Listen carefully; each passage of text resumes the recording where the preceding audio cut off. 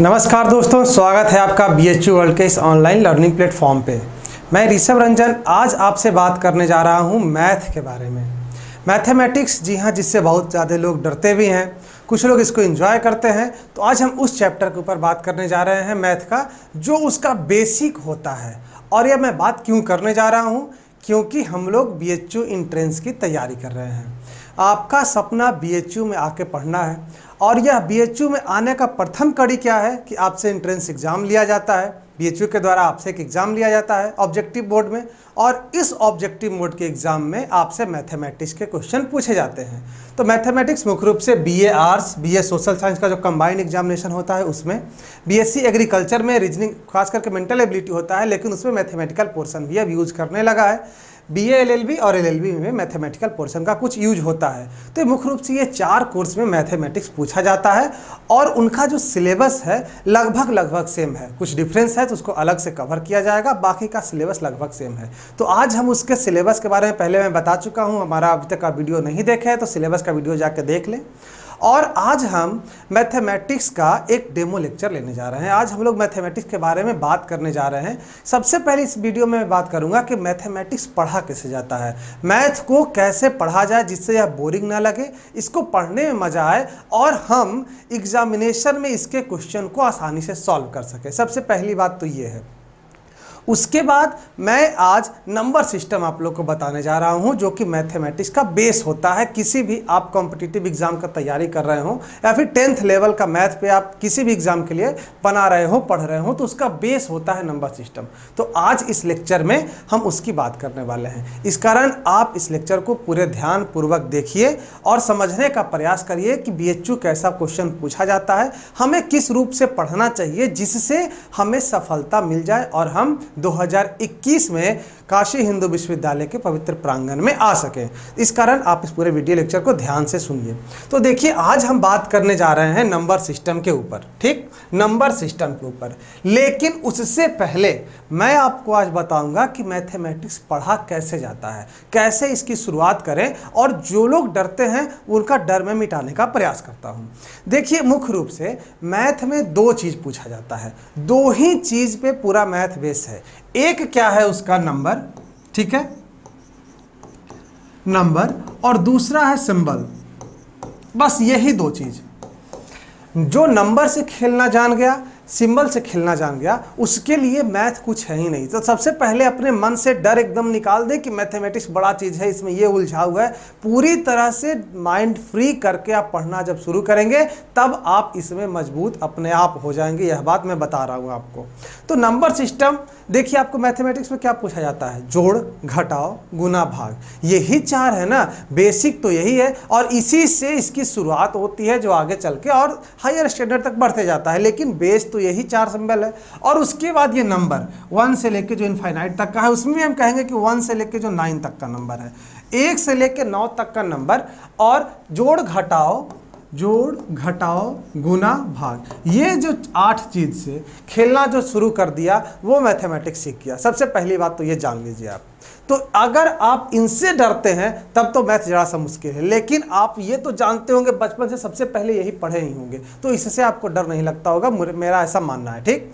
तो आप जब इसको जान गए तो समझिए आपने पहला कदम पार कर लिया। इतना विश्वास करिए कि अगर आपको ये 4 सिंबल और 1 से 9 तक का डिजिट से अगर आपको परेशानी नहीं है, तो आपने समझिए पहला पड़ाव पार कर चुका। उसके बाद अब हम बात करने जा रहे हैं कि मैथमेटिक्स की तैयारी जो है, मैथ का जो बेस अब है, उसको अब मजबूत कैसे करें। तो इसके लिए सबसे पहली बात जो मैं बताने जा रहा हूं दोस्तों, उसको ध्यानपूर्वक सुनिए कि आप कहीं भी मैथ पढ़ रहे हो, या खुद से पढ़ रहे हो, या फिर कहीं टीचर से पढ़ रहे हो, आप सबसे पहले उसका प्रैक्टिस बुक और नोटबुक 2 कॉपी बनाएंगे। कितना कॉपी बनाएंगे? 2 कॉपी। एक नोटबुक जो टीचर बताए आपको, जो हम आपको यहाँ पे बताएंगे, उसके लिए एक अपना पर्सनल अलग सेपरेट नोटबुक होना चाहिए, और दूसरा आपका प्रैक्टिस नोटबुक। ये 2 नोटबुक से ही मैथ की शुरुआत की जा सकती है। मैं आपको बता रहा हूँ, अगर आपने अभी तक कोई कॉम्पिटिटिव एग्जाम का मैथमेटिक्स नहीं बनाया है, नहीं सॉल्व किया है, नहीं जानते हैं, तो आप हमसे जुड़े रहिए। मैं आपको बता रहा हूँ, जब तक आप पूरा लेक्चर देख लेंगे, आप इसमें इस लेवल के आ जाएंगे कि BHU का एक भी सवाल आपको अनजान नहीं लगेगा, आप उसे सॉल्व कर सकते हैं। बस जुड़े रहिए ध्यानपूर्वक और मस्ती से पढ़ते रहिए। तो देखिए हम कितने बात बताए इसमें आपको। सबसे पहले मैंने आपको बताया 2 कॉपी चाहिए, 2 कॉपी चाहिए, एक प्रैक्टिस नोटबुक और एक जो क्लास नोटबुक है। दोनों का इंपॉर्टेंस बहुत ज़्यादा है। एक का इंपॉर्टेंस प्रैक्टिस नोटबुक का अभी लगातार चलते रहेगा, और जो अभी मैं क्लास नोटबुक का बात कर रहा हूँ वो आपको एग्जामिनेशन के समय में आएगा। जो बच्चा ये दोनों चीज़ से मोहताज रह जाता है, ये दोनों चीज़ उसके पास नहीं होता है, वो आगे चल के मैथमेटिक्स में तो अच्छा कर ही नहीं सकता। मैं आपको लिख के दे रहा हूँ, कभी नहीं अच्छा कर सकता है, क्योंकि उसके पास कुछ बेस ही नहीं है। ऐसा कोई दिमाग लेके, भगवान विष्णु वाला दिमाग लेके यहाँ जन्म नहीं लिया है कि जो कुछ उसके दिमाग में जाएगा सीधे अंदर बैठ जाएगा और एकदम सब कुछ बना सकता है। नहीं, आदमी का, इंसान का माइंड है हम लोग का। हम लोग क्या करते हैं, कुछ चीज़ सीखते हैं फिर भूलते हैं, फिर सीखते हैं फिर भूलते हैं। ये इंसान का नेचर ही है, आप इससे अलग नहीं हो सकते हैं। बहुत सारे बच्चे कॉल करते हैं कि सर हम भूल रहे हैं। भूलना तो एक प्रकृति है इंसान का, वो भूलेगा ही भूलेगा, तो इससे परेशान नहीं होना है। लेकिन अगर हमारे पास नोटबुक जब तैयार है तो भूलेंगे फिर देख लेंगे, तो ये चीज़ बहुत ज़रूरी है। सबसे पहला क्या हो गया, आपके पास नोटबुक होना चाहिए। ठीक, सबसे पहले इसके लिए जरूर आप एकदम तैयार रहिए कि हमको मैथ सीखना है। हमको मैथ सीखना है तो पहला बेस मैं आपको ये दे रहा हूँ। पहला, आपके पास अगर कोई बीमारी है तो इसका पहला इलाज यही है कि आपके पास 2 नोटबुक होना चाहिए। ठीक है, अब इसका देखिए दूसरा उपाय क्या है। मैथमेटिक्स पढ़ने का जो दूसरा हमारा नियम है वो ये रहेगा कि मुझे जो फॉर्मूले रहते हैं, क्या, जो इसका फॉर्मूला रहता है उस पे कमांड होना चाहिए। एक तो मैं फार्मूला आपको समझाऊंगा ही, इसमें कोई शक की बात नहीं है, ट्रिक भी सीखेंगे हम लोग, लेकिन फार्मूला पे कमांड होना चाहिए। कमांड कैसे होगा, जब हम उसको बार बार देखेंगे। मैं फिर से कह रहा हूँ, हर लोग भूलता है, हर व्यक्ति भूलता है, इसके लिए आपको डरने की ज़रूरत ही नहीं है। तो भूलना एकदम प्रकृति है, इसमें कोई शक की बात नहीं है कि आप भूल सकते हैं। तो कैसे हम उसे याद रखें, कैसे कंठाग्र कर लें, तो इसका बेस क्या है कि हम फार्मूला को क्या करेंगे, लिखेंगे। सबसे पहले कहाँ, आपका कोई ना कोई स्टडी रूम होगा, जहाँ भी आप पढ़ते होंगे, चाहे स्टडी रूम होगा या फिर कहीं भी कोई भी खुला स्थान होगा, कुछ भी होगा, कहीं ना कहीं तो बैठ के पढ़ते होंगे आप। पलंग होगा, दीवार होगा, यहाँ पे टेबल कुर्सी होगा, कहीं भी बैठ के आप, तो अगल बगल जो दीवारें रहती हैं या फिर गेट है, उसके ऊपर आप एक सादा पन्ना में क्या करेंगे, सादा पन्ना में फार्मूला लिख देंगे। ये देखिए बहुत पुराना मेथड है, लोग कहेंगे क्या सर ये तो बहुत लोग बता चुके हैं, लेकिन यही बेनिफिट करता है बाबू। मैं आपको समझा दे रहा हूँ, यही आपको फायदा करेगा। जो फार्मूला मैं यहाँ आपको बताऊँ, या चीज़ जो आपको समझ में ना आए, या फिर जो आपके एग्जामिनेशन जब आप प्रैक्टिस करना शुरू करेंगे तो क्वेश्चन में जिसका ज़्यादा यूज आ रहा है उसको आप एक सादा पन्ना में सबसे पहले लिखेंगे, और जहां पे आप पढ़ते हैं उस स्थान पर एक कॉपी लगा देंगे और एक कॉपी कमरे में किसी और जगह पे। एक कमरे में 2 कॉपी, अगर आपका स्टडी रूम है तो उसमें एक फार्मूले का 2 कॉपी होना चाहिए। यहाँ पे लगा दीजिए, एक वहाँ पे लगा दीजिए। होगा क्या ना कि जब आप इधर उधर घूम रहे होंगे या फिर मोबाइल चला रहे होंगे, फिर कुछ भी कर रहे होंगे, एक बार आपका नज़र अगर चला गया तो माइंड में आ जाता है। ऐसे करते महीना में, 2 महीना में, आपके पास अभी टाइम है तो 1 महीने 2 महीने में आप क्या कर सकते हैं, फार्मूलों को आसानी से याद कर लेंगे। याद नहीं कर लेंगे, वो आपके माइंड में आ जाएगा कि जैसे ही मैथमेटिक्स आएगा, वो क्वेश्चन आएगा, आपको फार्मूला याद आ जाएगा। तो ये चीज़ आपको करना है। दूसरा चीज़ ये मस्ट हो गया, ठीक, फार्मूला को हमको एक सादे पन्ने में लिख के अपने दीवार पे, गेट पे, टेबल पे, कहीं भी हो सके 2 जगह पे हमको चिपकाना है। ठीक, और उसको हमको लगातार देखते रहना है, जब मन किया तब देखना है। ऐसा नहीं है कि हम दिन भर उसी को देख रहे हैं, ऐसा नहीं है। एक बार लगा दिए हैं, दिन भर में कभी इच्छा किया, एक बार ऐसे घूम कर देख लिया, अच्छा चलो ठीक है भाई हो गया, एक बार देख लिया, अच्छा चलो, कभी कभी दिमाग से स्कैप कर जाएगा, तो उससे होगा क्या ना कि आप एक बार तो याद कर लेंगे अच्छे से, और जब दोबारा आप भूलेंगे और दोबारा आपको दीवार पे नजर चला जाएगा ना, तो वो जो याद होगा वो आपको एग्जामिनेशन तक रहेगा, वो एकदम दिमाग में आपका रहेगा, बन जाएगा। मैं आपको बता रहा हूं। तो ये दूसरा चीज हमको ध्यान में रखना है मैथमेटिक्स के लिए। तीसरा हमारा क्या है फंडा मैथमेटिक्स पढ़ने का, तीसरा हमारा फंडा है रेगुलरिटी। क्या रहेगा, रेगुलरिटी। कुछ लोग करते क्या है कि जब एग्जामिनेशन का प्रिपरेशन शुरू करते हैं तो 18 घंटे का शेड्यूल लेकर चलते हैं कि मुझे 18 घंटे दिन भर में पढ़ना है, 4 घंटे सोना है, और बाकी जो 18 4 22 2 घंटा बचा उसमें सब काम करना है। उसके बाद क्या होता है, एक दिन बहुत कस को फॉलो कर लिए, बहुत ज़्यादा जब दम लगा दिए तो एक दिन हुआ, दूसरे दिन से उसको घटा कर 16 कर देंगे। अच्छा 16 घंटे, बाकी 8 घंटे हमको इधर रखना है। फिर घटा के 14 कर देंगे, फिर घटा के 12 कर देंगे, और इस तरह घटते घटते वो आखिर क्या हो जाएगा कि इतना बर्डन लगने लगेगा कि एक सप्ताह में वाला पूरा शेड्यूल आपका खत्म हो जाएगा। तो इस वाले एकदम भूल से बचना है, ये वाला काम ही नहीं करना है, 18 घंटा वाला शेड्यूल हमको बनाना है, नहीं, एकदम नहीं।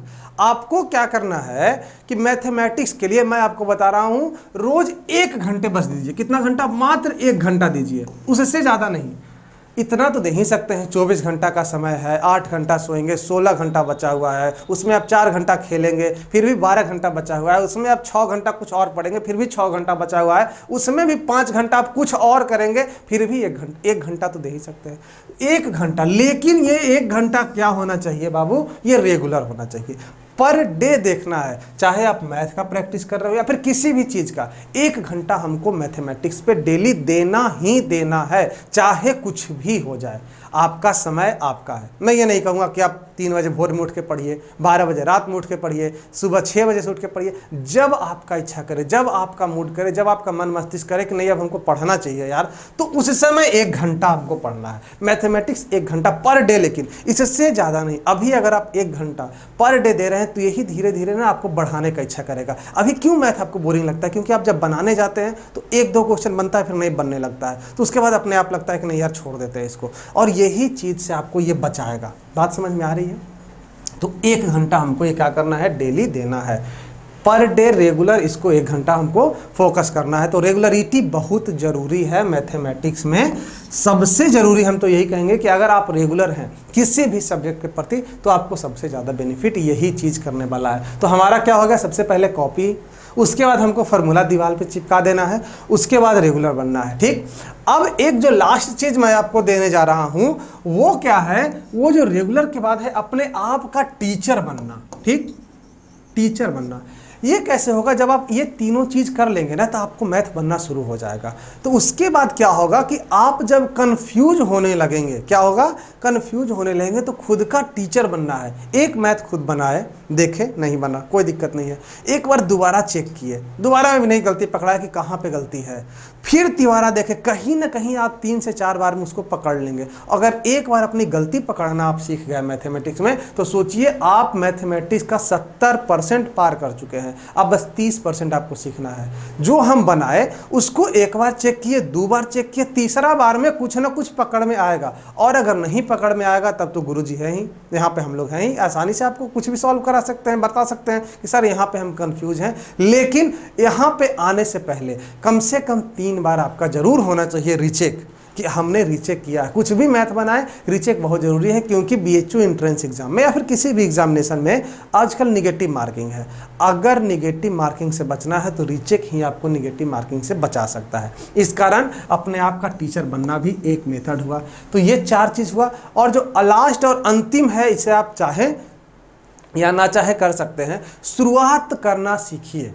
कुछ क्या होते हैं कुछ बच्चे कि इतना जब बड़ा क्वेश्चन आ गया तो क्या करते हैं, वो शुरुआत ही नहीं करते हैं। पहले क्वेश्चन पढ़ेंगे ध्यान से, पहले इंग्लिश वाला पढ़ेंगे, फिर उसका हिंदी वाला वर्जन पढ़ लेंगे कि अच्छा इसको देखते हैं। उसके बाद क्या करेंगे, दिमाग में बैठ के सोचते रहेंगे, ऐसे करें ऐसे करें, तब तक तो कहानी खत्म। आप इनिशिएट लेना सीखिए, आपको लेना पड़ेगा, चाहे कुछ भी लिख, एक इतना लंबा पन्ना का बना हुआ है उसमें कुछ भी लिख दे, लेकिन हमको लिखने आना चाहिए। कुछ भी आपको मैथमेटिक्स में एक स्टेप तो आगे बढ़ना ही चाहिए, फिर गलत हो जाएगा काट देंगे, फिर आगे बढ़ेंगे। इससे क्या होगा, 1 स्टेप 2 स्टेप 3 स्टेप, 1 बार गलती 2 बार गलती 3 बार गलती, आप सीख जाएंगे। विश्वास मानिए 1 महीना के अंदर अगर आप ये फॉलो कर लिए तो 1 महीना के अंदर आप मैथमेटिक्स में अच्छा करना शुरू कर देंगे और आपके अंदर कॉन्फिडेंस बिल्डिंग शुरू हो जाएगा। तो ये चीज़ बस सिंपल सा ट्रिक है, कुछ नहीं आपको हम बता रहे हैं, सिर्फ 2 कॉपी रखना है और जो मैं बताया करना हो। एक बार करके आप देखिए, उसके बाद अगर रिजल्ट नहीं आए तब कहिए कि सर इतना हम कर लिए हैं फिर भी हमको समझ में नहीं आ रहा है, तब आप बताइए। ऐसा कोई माइंड ईश्वर बनाया ही नहीं है जो इतना करने के बाद वो नाकाम हो जाए, सवाल ही नहीं पैदा लेता है। ठीक, इस कारण आपको ये चारों चीज़ों पे फोकस मुख्य रूप से करना है। ठीक, बात समझ में आ गई है। मैथ को हम लोग इस प्रकार से शुरुआत करेंगे। अब आज जो हम पढ़ने जा रहे हैं वो हम पढ़ने जा रहे हैं नंबर सिस्टम। क्या पढ़ने जा रहे हैं, नंबर सिस्टम हम पढ़ने जा रहे हैं। तो नंबर सिस्टम में देखिए हमारा पहला पेज है ये, ठीक, डिजिट एंड नंबर। तो सबसे पहले तो आज तक बच्चे कंफ्यूज रहते हैं कि डिजिट क्या है और नंबर क्या है। बहुत सारे बच्चे इसी में कंफ्यूज हैं कि ये डिजिट क्या है और नंबर क्या है। तो सबसे पहले तो मैं इस कॉन्सेप्ट को आपको क्लियर करने वाला हूं कि डिजिट और नंबर है क्या। तो देखिए आपको मैं बता रहा हूं, 1 से लेकर 9 तक, जैसे ये 6 है, एग्जाम्पल हमने क्या लिया है 6 का।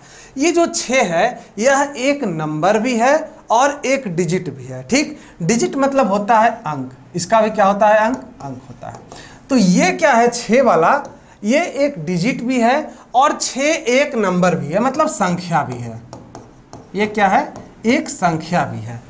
6 एक संख्या भी है और एक डिजिट भी है। बात समझ में आ रही है। डिजिट मतलब जो होता है नंबर का यूनिट इकाई, जो नंबर का इकाई होता है उसको डिजिट बोलते हैं। तो यही अगर मैं आपको एग्जांपल के माध्यम से समझा दूं सबसे पहले डिजिट और नंबर के बारे में, तो 6 क्या है, एक नंबर भी है और एक डिजिट भी है।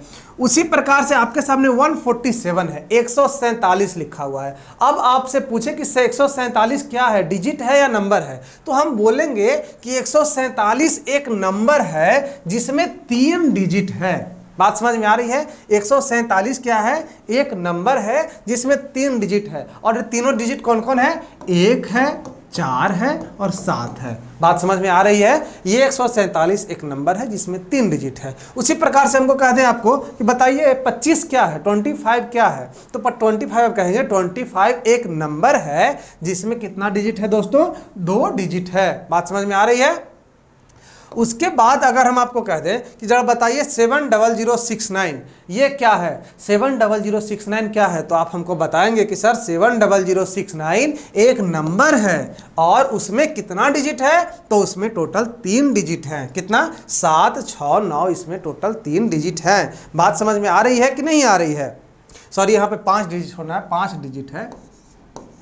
ठीक, 70069 में कितना डिजिट है, 5 डिजिट है, 7, 0, 0, 6 और 9। उसी प्रकार से अगर आपको हम कह दें, यहाँ पे आप समझिएगा 1, 9, 8, 7। ठीक, तो ये बताइए कि ये क्या है, तो इसमें हम कहेंगे कि ये टोटल इसमें 4 नंबर हैं, क्योंकि डिजिट के बीच में क्या आ गया है, कॉमा आ गया है, तो अलग अलग नंबर हो गए हैं। तो यहाँ पे 1, 9, 8 और 7 क्या है, अलग अलग नंबर है। तो यहाँ पे 4 नंबर है और कितना डिजिट है, 4 डिजिट है। बात समझ में आ रही है। तो नंबर और डिजिट, नंबर सिस्टम मैथमेटिक्स का बेस होता है, क्योंकि इसी से आगे आपको खेलना है, इन्हीं नंबरों से खेलना है। 1 से 9 के बीच का जो ये नंबर है यही जो है जड़ है, और ये 0। ठीक, यही 3 जो है, 1, 0, 1 से लेकर 9 तक यही जड़ है और इसी में सब कुछ समाहित है। इस कारण हम सबसे पहले बेसिक से चल रहे हैं कि अगर आपको कुछ नहीं पता है फिर भी मैं आपको बता रहा हूं कि वहां से मैं शुरुआत आपको कर रहा हूं कि 1, 9, 8, 7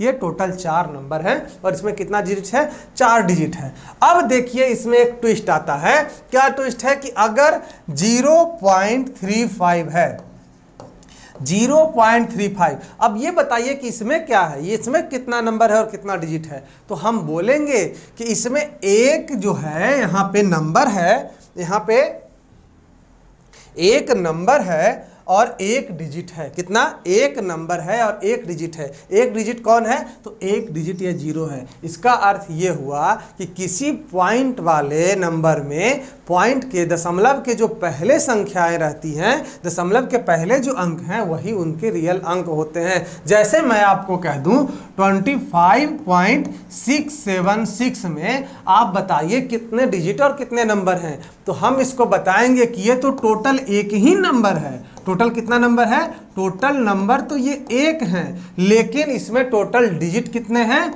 2 डिजिट हैं। बात समझ में आ रही है कि नहीं आ रही है। ठीक, इसमें कितने डिजिट हैं, 2 डिजिट हैं। एक नंबर है और 2 डिजिट है। ठीक, इसी प्रकार से क्यों ऐसा हुआ आपको मैं ये बता दूं कि अगर आप पूछें कि सर जी ऐसा क्यों है, तब मैं आपको बता रहा हूं, समझिएगा। जैसे 3.578 है, ठीक, 3.578 है, तो इसमें मैं आपको कहूंगा क्या कि एक नंबर है और एक डिजिट है। ठीक, इसमें भी एक नंबर है और कितना डिजिट है, एक डिजिट है। लेकिन क्यों ऐसा हम इसलिए कह रहे हैं क्योंकि दशमलव के बाद हम अपने मन से कितना भी 0 लगा सकते हैं। कितना भी जीरो क्या है अपने मन से लगा सकते हैं, इसका कोई वैल्यू नहीं होता है। तो जब अगर ऐसा रूल है कि दशमलव के बाद हम कितना भी जीरो अपने मन से लगा सकते हैं, तो बताइए अगर हम दशमलव के बाद गिनना शुरू करेंगे तो डिजिट तो इनफाइनाइट हो जाएगा। तो ऐसा नहीं है। तो हमको जब डिजिट फाइनाइट बताना है तो हम कहेंगे कि दशमलव के पहले जो है उसी को हम लोग डिजिट में काउंट करते हैं। इस कारण इसमें एक डिजिट है और एक नंबर है। बात समझ में आ रही है? टोटल कोई दिक्कत इसमें? कोई दिक्कत नहीं। अब देखिए हम लोग अगले पेज की ओर चलते हैं। अब हम लोग और सीखने जा रहे हैं कि किसी संख्या के बीच कितना डिजिट होता है। डायरेक्ट एग्जाम में पूछ देगा कि 1 से लेके 40 के बीच कितना डिजिट है। अब आप बताइए, अगर आप इसे नहीं सीखे हैं तो क्या करेंगे, आप सब कुछ लगातार जोड़ना घटाना शुरू कर देंगे तो बहुत ज़्यादा टाइम जाएगा। इस कारण इसको सीखिए, बेसिक कंसेप्ट को समझिए। किसी भी चीज़ में उसके कंसेप्ट को समझना, उसके बेस को समझना बहुत ज़रूरी है, क्योंकि उसी के बाद ही तो क्वेश्चन बनाएगा। अगर आपको जोड़ नहीं आता है तो आगे कितना भी क्वेश्चन दे देगा, आप फंस जाएंगे आसानी से। आप चाहे कितना बड़ा बड़ा मैथ सीख लीजिए, जोड़ जरूरी है। तो वही चीज़ है यहाँ पे डिजिट और नंबर के बारे में। जैसे हम आपसे कह दें कि बताइए कि 1 और 9 के बीच कितना डिजिट है। 1 और 9 के बीच कितना डिजिट है, तो आप कहेंगे कि 1 से 9 के बीच 9 नंबर है। ये तो सही है। और हर नंबर में एक एक डिजिट है। 1 2 3 4 5 6 7 8 और 9। ठीक, ये टोटल 9 नंबर्स हैं और यही टोटल 9 डिजिट है। मतलब एक नंबर में एक डिजिट है, एक नंबर में एक डिजिट है, इसलिए 9 नंबर में एक डिजिट है। तो टोटल डिजिट कितना हो गया दोस्तों? 9 डिजिट हो गए 1 से लेकर 9 तक में। कोई दिक्कत इसमें, कोई समस्या 1 से लेकर 9 तक वाले में? नहीं, कुछ नहीं। अब अगर आपसे हम पूछ दें जरा सा बताइए तो 10 से लेकर 39 10 to 39 के बीच कितने डिजिट्स आएंगे, तो इसके लिए हमको क्या करना पड़ेगा? 10 से लेके 39 तक कह रहा है। ठीक, तो 10 से लेके 39 तक टोटल कितने, सबसे पहले बताइए, नंबर होंगे। यहाँ 10 है, यहाँ 39 है, तो बताइए टोटल कितने नंबर होंगे। तो हमको मालूम है कि 10 से लेके 39 के बीच में कितना नंबर हो जाएगा? 30 नंबर हो जाएगा। कितना नंबर हो जाएगा? कुछ लोग क्या करेंगे इसको कि 39 में से 10 घटा देंगे तो यहाँ पे आ जाएगा 29। कुछ लोग को लगेगा कि ये 29 ही नंबर है, लेकिन अगर ये 29 नंबर है तो इसमें 10 को तो शामिल करना है ना हमको, इस कारण तो 1 बढ़ जाएगा ना। तो यहाँ पे 30 नंबर टोटल हो गए।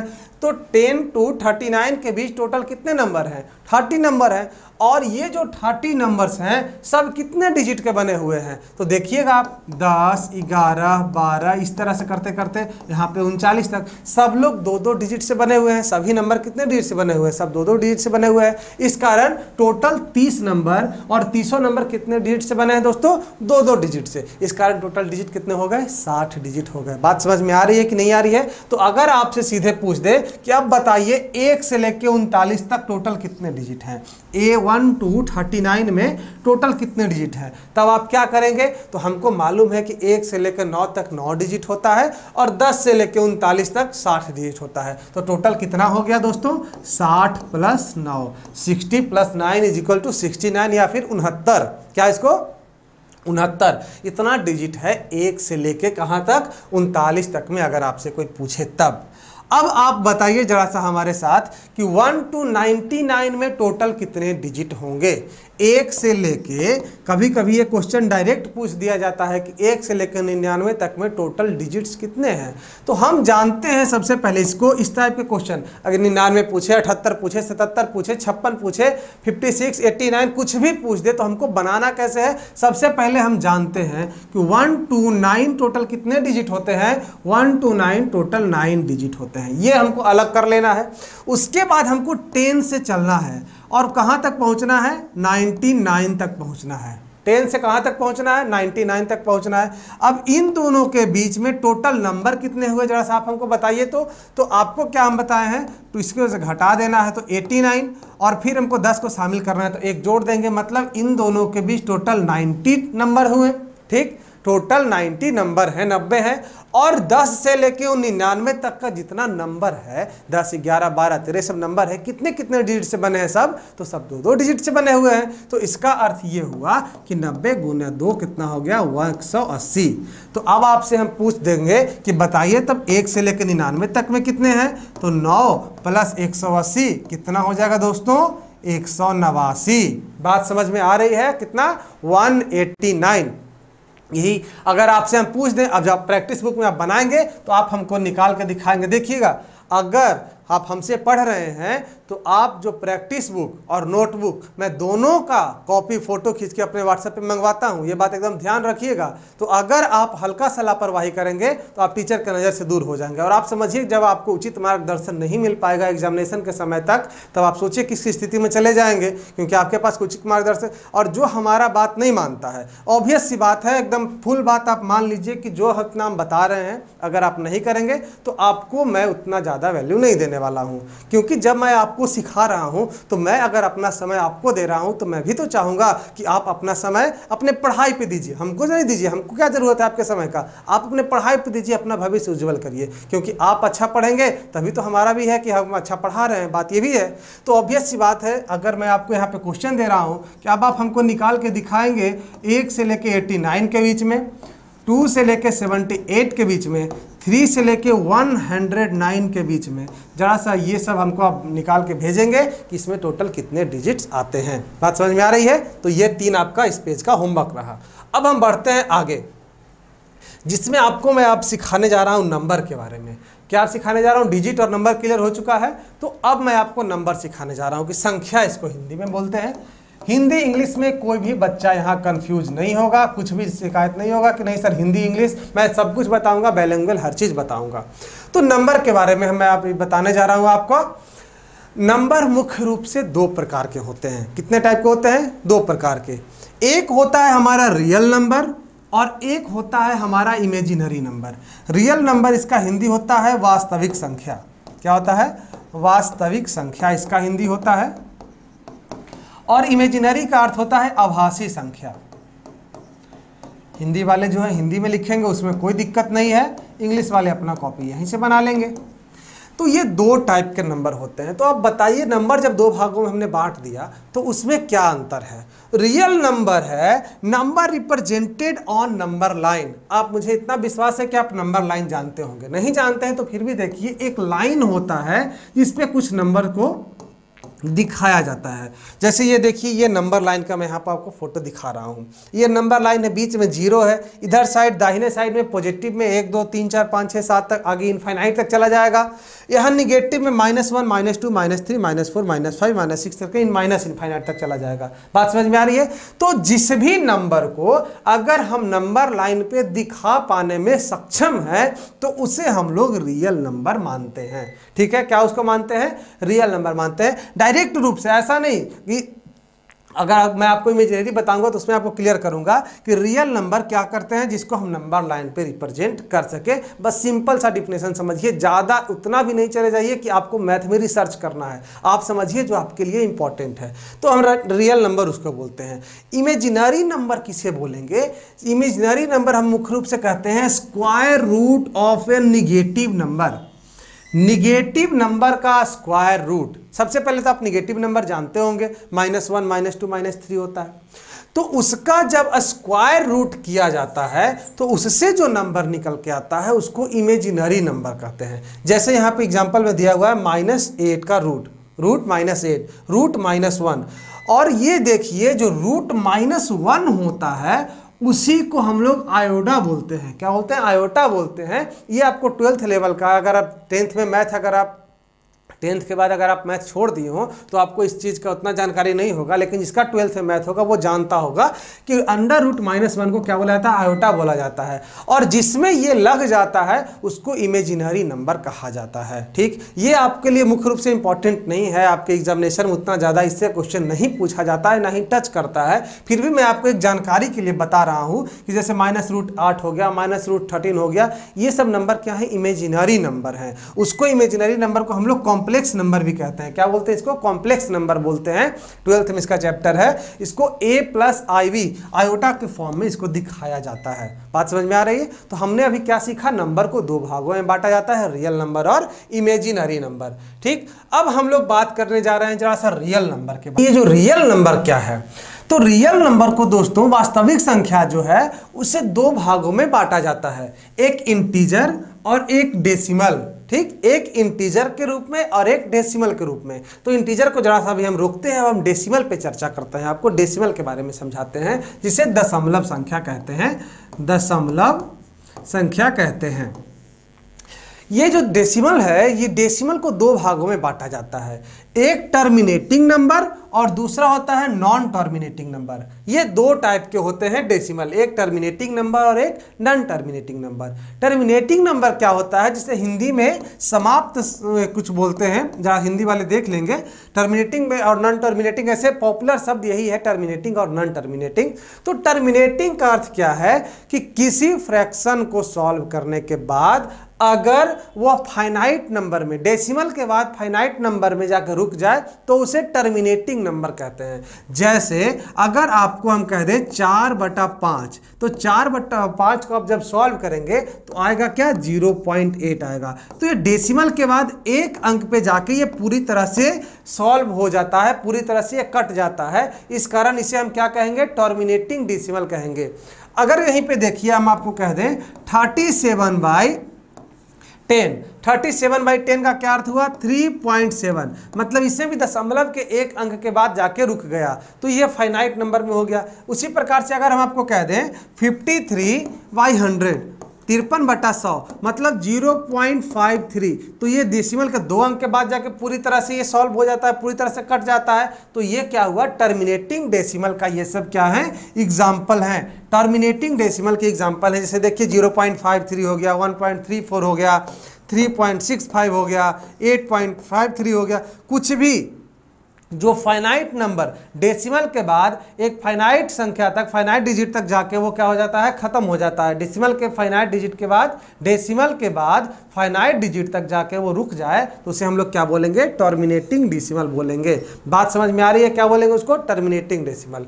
तो अब नॉन टर्मिनेटिंग का जरा सा मैं आपको बता दूं कि नॉन टर्मिनेटिंग क्या है। तो इसमें क्या होता है कि डेसिमल के बाद कोई फाइनाइट डिजिट तक जाके वो रुक नहीं जाता है, इनफाइनाइट तक आगे बढ़ते जाता है। इनफाइनाइट तक जब आगे बढ़ते जाए तो उसे हम लोग क्या बोलेंगे, नॉन टर्मिनेटिंग डेसिमल बोलते हैं। अब मैं आपको एग्जांपल से जरा सा इसको समझा दूं। जैसे देखिए 1/3 क्या है, 1/3, तो अगर आप इसे सॉल्व करेंगे तो 0.333333 पूरा इनफाइनाइट तक चला जाएगा, लेकिन ये पूरी तरह से इसके नीचे जो रिमाइंडर होता है वो 0 नहीं होगा, मतलब ये पूरी तरह से नहीं कटेगा। तो इसको क्या बोलते हैं हम लोग, नॉन टर्मिनेटिंग डेसिमल का एग्जांपल 0.3333।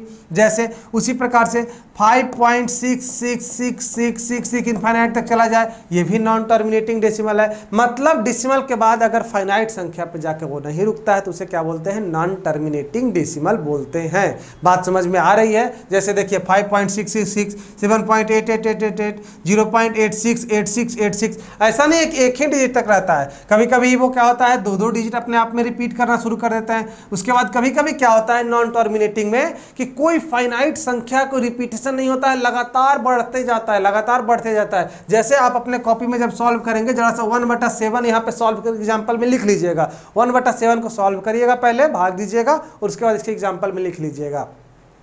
ये भी नॉन टर्मिनेटिंग डेसिमल का एग्जाम्पल है, मतलब डेसिमल के बाद कोई फाइनाइट संख्या पर जाके कटता नहीं है, लगातार आगे बढ़ते जाता है। तो ये हुआ नॉन टर्मिनेटिंग का बात।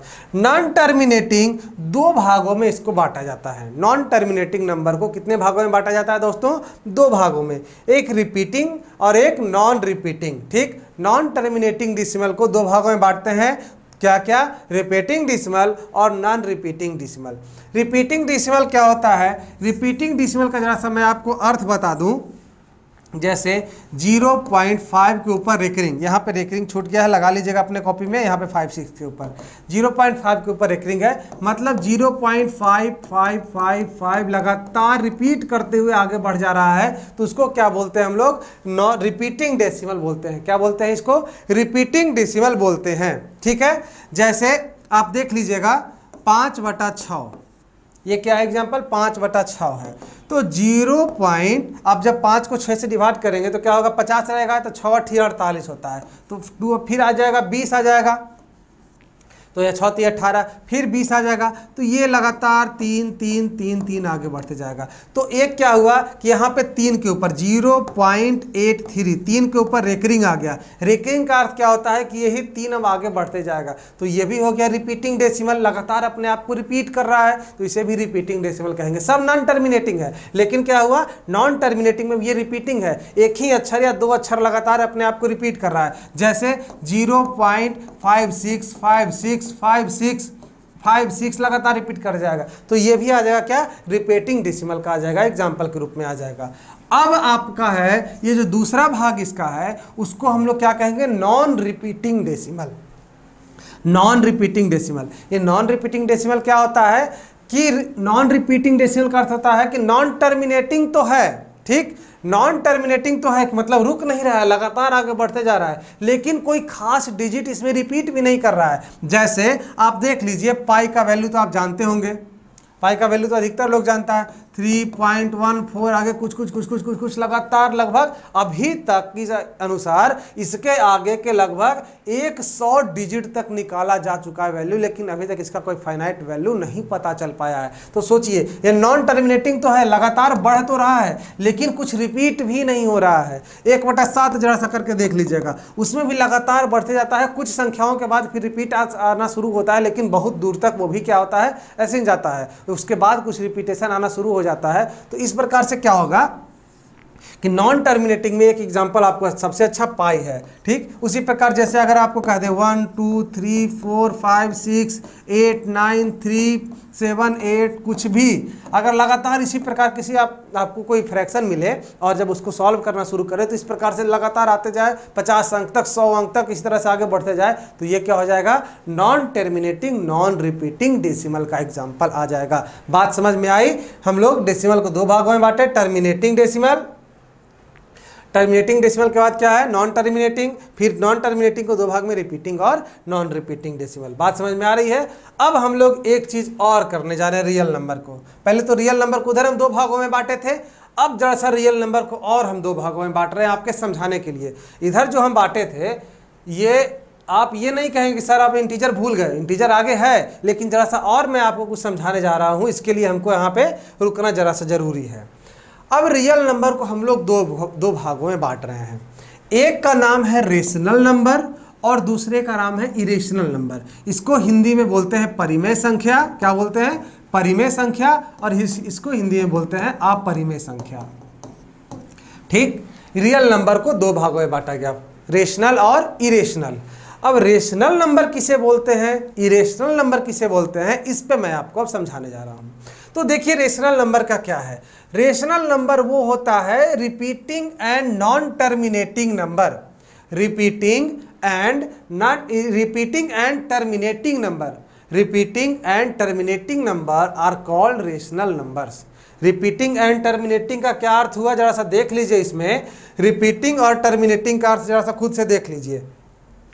ये मैं आपको इसको मिटा देता हूं, आप लोग अपने कॉपी में जरूर सब एग्जाम्पल नोट करेंगे। हम मिटा दे रहा हूं तो ये नहीं कि अपने कॉपी में आप नहीं लिखेंगे, सब कुछ अपने कॉपी में लिखेंगे। रिपीटिंग और टर्मिनेटिंग, ये जो दोनों हैं, यही दोनों मिलके क्या बनाते हैं, रेशनल नंबर बनाते हैं। कि एक तो वो टर्मिनेटिंग हो और टर्मिनेटिंग के बाद अगर भी रिपीटिंग भी है तब भी वो रेशनल नंबर होता है।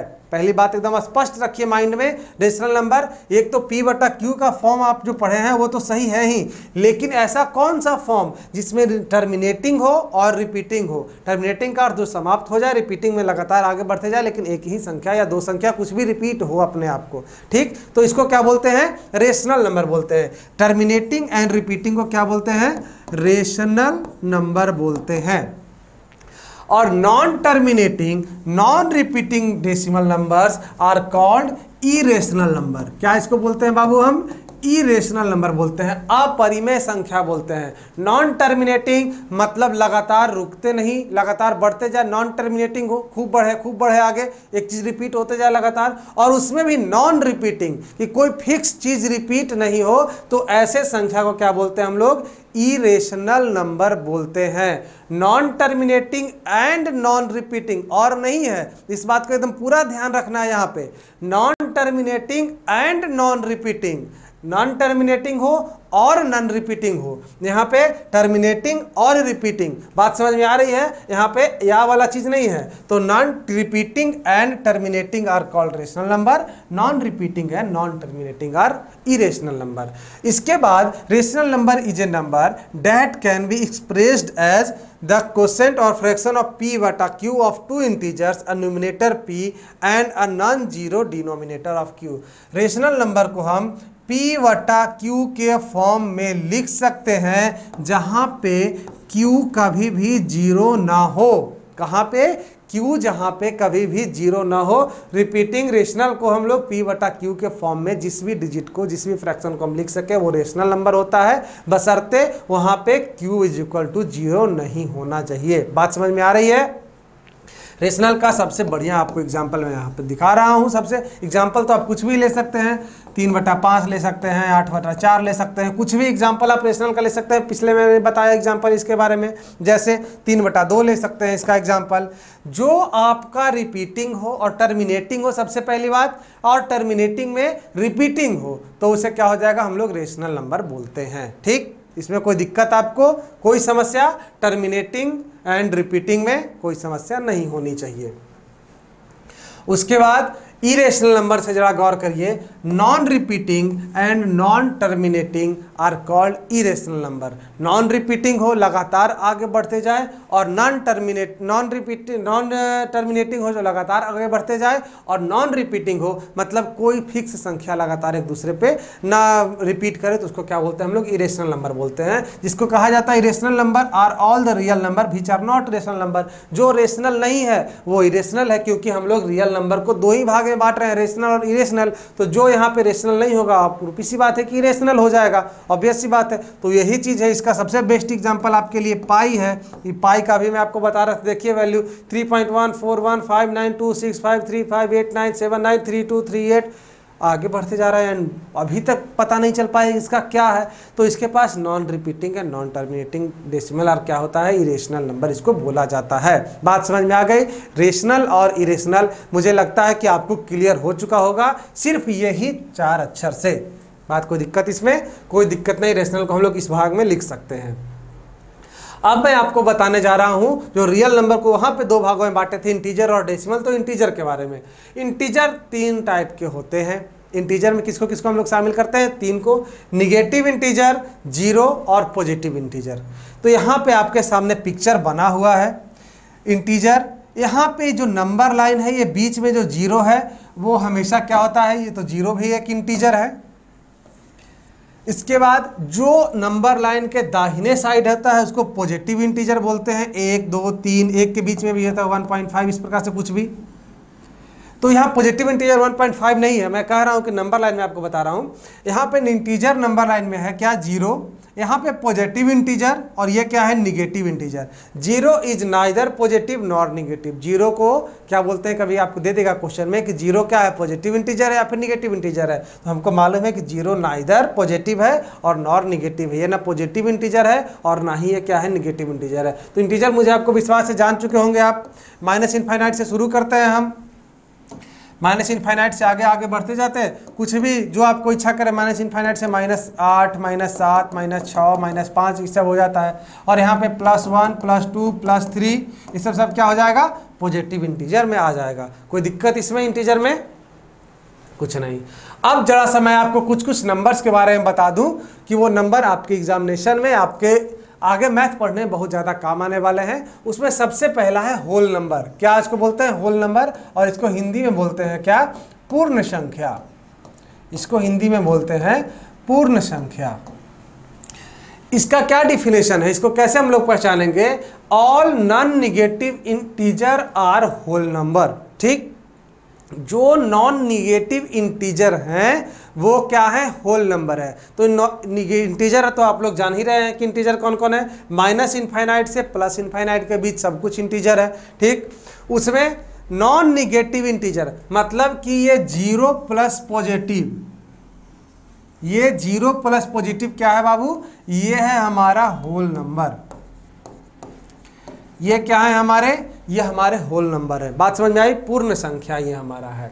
तो इसका एग्जांपल देख रहे हैं, जीरो। उसके बाद जो हमारा अगला टर्म आता है वो है हमारा नेचुरल नंबर। इसको हिंदी में बोलते हैं प्राकृत संख्या। क्या बोलते हैं? प्राकृत संख्या इसको हिंदी में बोलते हैं।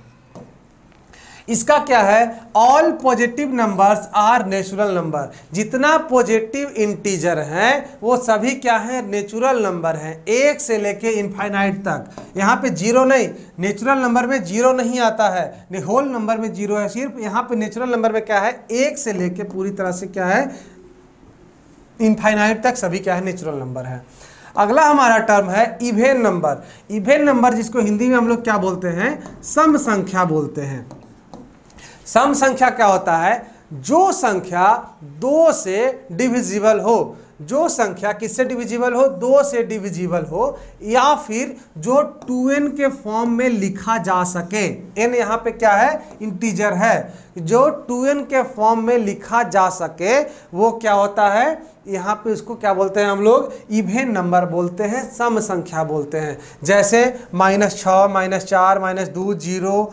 यहाँ पे जो जीरो वाली बात आती है ना दोस्तों, ये जीरो में जरा सा कन्फ्यूजन है, इवेन नंबर है या फिर ऑड नंबर है, इस पे मैं बात करूँगा। अभी समझिए, -6, -4, -2, +4, +6, +2, ये सब क्या है? इवेन नंबर है, जिसको हम लोग 2n के फॉर्म में लिख सकें। जैसे n के जगह पे अगर हम 1 रख दें, 2 रख दें, 3 रख दें, 4 रख दें, इस तरह से कुछ कर सकते, इनफाइनाइट रख दें, ये सभी नंबर क्या हो जाएंगे?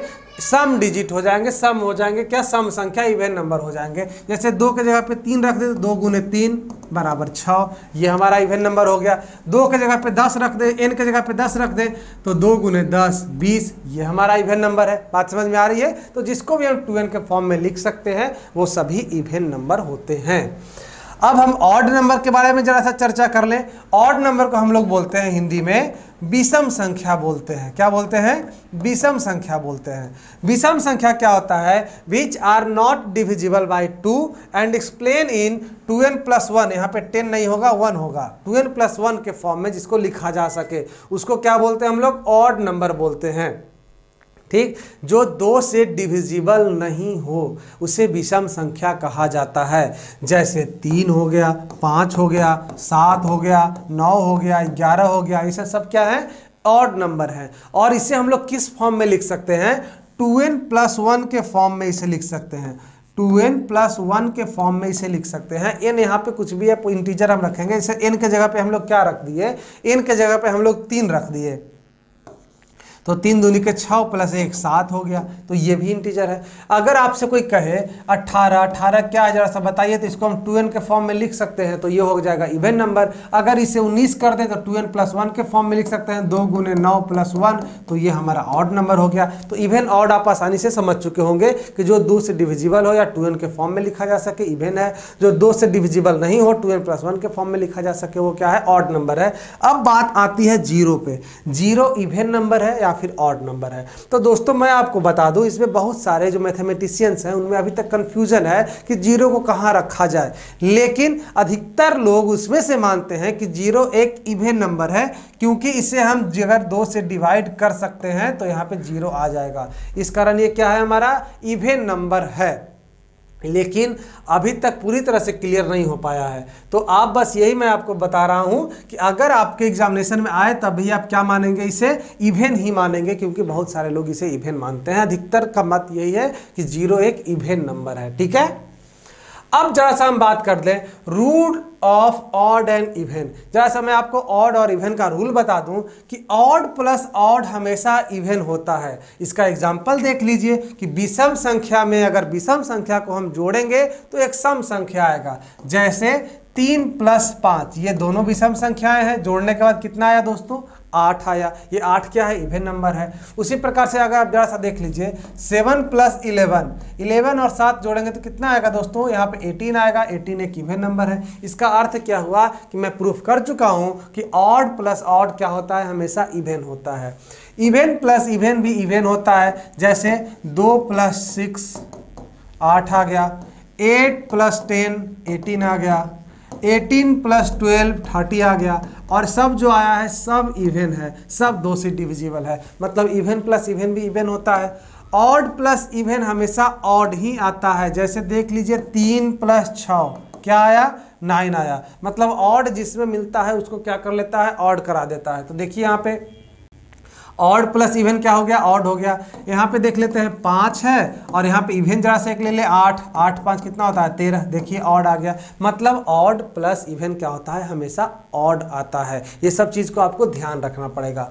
अब जरा सा मल्टीप्लिकेशन का रूल देख ले हम, ऑड इंटू ऑड, जैसे 3 इंटू 5 क्या आया दोस्तों 15, ये क्या आ गया, ऑड आ गया। उसी प्रकार से आप किसी भी ऑड नंबर को लीजिए, 7 लीजिए, कुछ भी लीजिए ऑड नंबर के रूप में 7 लीजिए, यहाँ पे 11 लीजिए, क्या आया 88। यहाँ पे देखिएगा, यहाँ पे 7 है और 11 है 77, ये 77 क्या होता है, 77 ऑड नंबर होता है। मतलब ऑड को अगर हम ऑड से मल्टीप्लाई करेंगे तो हमेशा क्या आएगा, ऑड नंबर ही आएगा। अगर हम ऑड को इवन से मल्टीप्लाई करें, 7 को अगर हम इवन 8 से मल्टीप्लाई करते हैं तो कितना आया 56, ये 56 क्या है, इवन नंबर होता है। मतलब ऑड इंटू इवन क्या होता है, इवन नंबर होता है। और इवन में अगर हम इवन से गुना करेंगे, जैसे देख लीजिए 2 में अगर 4 से गुना करेंगे तो ऑब्वियस सी बात है इवन ही आएगा। तो ये जो 6 रूल है उसको आप जरूर दिमाग में रखेंगे। ये सब ऐसा नहीं है कि आपको कुछ अलग से बताया जा रहा है, सब कुछ बेसिक है, सब कुछ आप जानते होंगे, लेकिन ये सब रूल अगर आपके माइंड में हमेशा चलते रहेगा तो आप ऑब्जेक्टिव क्वेश्चन में बहुत जल्दी से नंबर सिस्टम पर कवर अप पा लेंगे। ठीक है, इस कारण इसको ध्यान से आपको समझना है। अब जरा सा नेचुरल नंबर के बारे में आपको जरा बता दूं कि जो नेचुरल नंबर अभी हम जिक्र कर रहे थे, नेचुरल नंबर क्या होता है, ऑल पॉजिटिव नंबर्स, यही होता है ना नेचुरल नंबर। अभी मैं आपको बताया था कि 1 से लेकर इनफाइनाइट तक जो भी आएगा। तो ऑल पॉजिटिव नंबर जो होते हैं, नेचुरल नंबर जो होते हैं, उसको 2 भागों में बांटा जाता है। कितने भागों में बांटा जाता है दोस्तों, 2 भागों में। एक प्राइम नंबर और दूसरा कंपोजिट नंबर। प्राइम नंबर का हिंदी होता है अभाज्य संख्या और कंपोजिट नंबर का हिंदी होता है भाज्य संख्या। ठीक है, प्राइम नंबर क्या होता है, अभाज्य संख्या। और अभाज्य संख्या का अर्थ क्या है, प्राइम नंबर का क्या डिफिनेशन होता है, which have only 2 factor. Which have only कितना फैक्टर होगा, 2 फैक्टर। इस पे बहुत गौर करिएगा, जिसके पास केवल और केवल 2 फैक्टर हों। 2 फैक्टर का अर्थ क्या है, या तो वो खुद से कटे, या तो वो किससे कटे, खुद से कटे, या फिर वो 1 से कटे।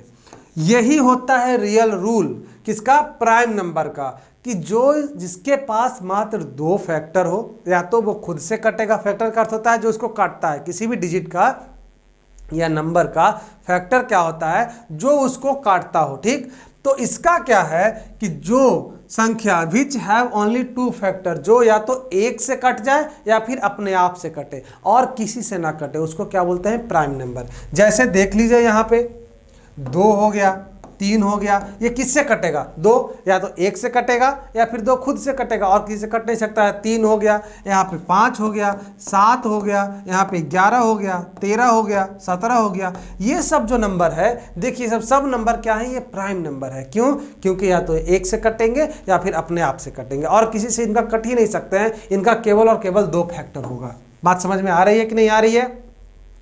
अब जरा सा इनसे जो क्वेश्चन बनता है उस पर हम गौर कर रहे हैं कि स्मॉलेस्ट प्राइम नंबर क्या है।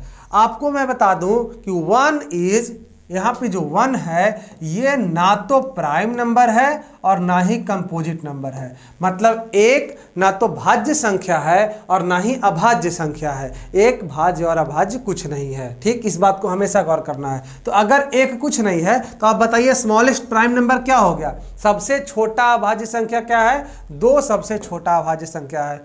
उसके बाद केवल और केवल पूरे नंबर सिस्टम में 1 से लेके इनफाइनाइट तक में पूरे नंबर में एकमात्र इवन नंबर है जो कि प्राइम नंबर है। एकमात्र सम संख्या जो अभाज्य है और उसका जो है नाम है 2। क्या है, 2। जो ये 2 है वो ओनली इवन प्राइम नंबर है। बात समझ में आ रही है। अगर आपसे क्वेश्चन डायरेक्ट पूछ दे कि ओनली इवन प्राइम नंबर कौन है, तो 2 एकमात्र इवन प्राइम नंबर है जो कि प्राइम नंबर है। उसके बाद 3 कंजिक्यूटिव ऑड प्राइम नंबर। पूरे नंबर सिस्टम में 3 लगातार प्राइम नंबर जो ऑड है, तो यहाँ पे देखिएगा 3 5 7, ये क्या है 3 5 7 कंजिक्यूटिव है। 3 2 5 और 5 और 2 7, एकदम एक सीध में जो है ये मात्र एक ही प्रति ये जोड़ा है 3 5 7 का, जो 3 कंजिक्यूटिव ऑड प्राइम नंबर है 3 5 7। बात समझ में आ रही है। ये चीज़ आप ध्यान में रखिए। एक चीज़ और आप ध्यान में रखिए कि 1 से लेके 50 तक में, 1 से लेके 50 तक में कभी कभी डायरेक्ट पूछ देता है कि 1 से लेके 50 तक में टोटल कितने प्राइम नंबर हैं, तो टोटल 1 से लेके 50 तक में 15 प्राइम नंबर हैं। आप अपने घर पे आसानी से बैठ के जोड़ सकते हैं। 1 से लेके 9 तक में तो आप देख रहे हैं कि 2, 3, 5, 7 ये प्राइम नंबर है। 1 से लेके 10 तक में वो है। उसके बाद 1 से लेके 50 तक में टोटल 15 हैं और 50 से लेके 100 तक में टोटल 10 प्राइम नंबर है। तो अगर आपसे कोई पूछे कि 1 से लेके 100 तक में टोटल कितने अभाज्य संख्याएं हैं, 1 से 100 तक में टोटल कितने अभाज्य संख्या है, मतलब 25 जो है 1 से लेके 100 तक में टोटल प्राइम नंबर है, अभाज्य संख्याएं हैं। बात समझ में आ रही है? टोटल अभाज्य संख्या कितना 1 से लेके 100 तक में, तो 1 से लेके 100 तक में 25 ऐसी संख्याएं हैं जिसे वह तो वो खुद से कटेगा या फिर 1 से कटेगा और किसी से नहीं कटेगा। मतलब 100 गो में 25 को एकदम ऐसा है जो एकदम स्पेशल है, उनको किसी और दिन दुनिया से कोई मतलब नहीं है। तो अपने आप से मतलब रखेंगे या तो वैसे अपने बाबूजी से मतलब रखेंगे, बाकी किसी से कोई मतलब नहीं है। बात समझ में आ रही है ना? हाँ, वही 25 गो है, 100 गो में 25 गो इसने हैं। बात समझ में आ रही है? अब देखिए आगे मैं बताने जा रहा हूं आपको कंपोजिट नंबर। कंपोजिट नंबर का अर्थ क्या होता है? भाज्य संख्या।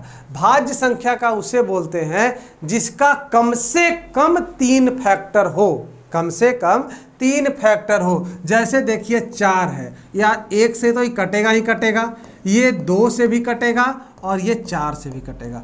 तो ये क्या हुआ? सबसे छोटा ये हुआ कंपोजिट नंबर। ये एक आपको मैं पहले कह रहा हूँ, एक ना तो प्राइम नंबर है ना ही कंपोजिट नंबर है, ठीक है। 2 और 3 प्राइम नंबर है, 4 जो हमारा है जो सबसे छोटा प्राइम कंपोजिट नंबर है। बात समझ में आ रही है? तो कंपोजिट नंबर किसे कहेंगे? जिसका कम से कम 3 फैक्टर हो या फिर वो अपने और 1 के अलावा किसी और से डिविजिबल हो सके। 4 हो गया, 6 हो गया, 8 है, 9 है, 10 है, 12 है, जो कट जाए किसी और से, एक अपने आपके अतिरिक्त, वो क्या है? कंपोजिट नंबर है। तो स्मॉलेस्ट कंपोजिट नंबर कौन है दोस्तों? 4 है। और स्मॉलेस्ट ऑड कंपोजिट नंबर कौन है? तो 9 है। स्मॉलेस्ट ऑड कंपोजिट नंबर, तो इस 9 क्या है? स्मॉलेस्ट ऑड कंपोजिट नंबर है। मतलब सबसे छोटा विषम भाज्य संख्या कौन है?